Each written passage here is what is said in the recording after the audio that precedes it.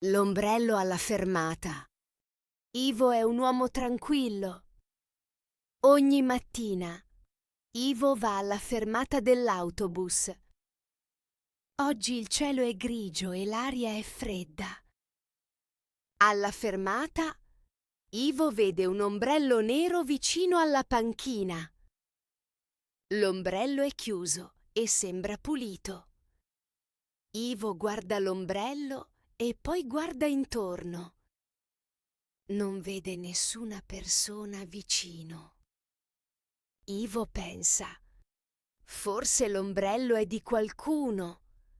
Allora Ivo non prende l'ombrello e decide di aspettare. Poi arriva l'autobus e Ivo sale. Dopo alcune ore, Ivo torna alla fermata.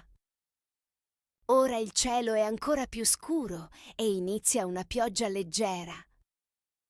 Ivo vede di nuovo l'ombrello nero nello stesso posto. L'ombrello è ancora lì e nessuno lo usa. Ivo pensa ancora all'ombrello, perché la pioggia cade piano. Ivo vuole prendere l'ombrello, ma non è sicuro. Poi vede una donna che cammina lentamente. La donna guarda la fermata, ma non guarda l'ombrello. Ivo pensa: forse l'ombrello non è suo, ma Ivo decide di non prenderlo. Allora si mette sotto il tetto e aspetta ancora.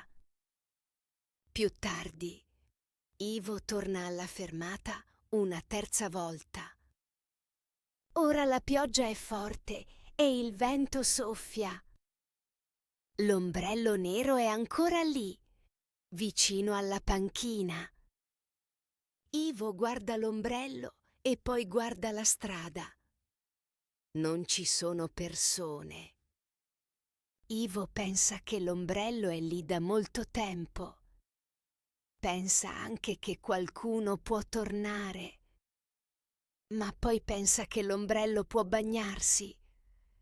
Ivo sente freddo e guarda il cielo. Allora Ivo pensa: posso usare l'ombrello e poi lasciarlo qui. Decide di prendere l'ombrello, perché ora piove molto. Ivo apre l'ombrello e sente meno pioggia sul viso. Si sente più tranquillo e cammina piano. Dopo pochi minuti, Ivo torna alla fermata.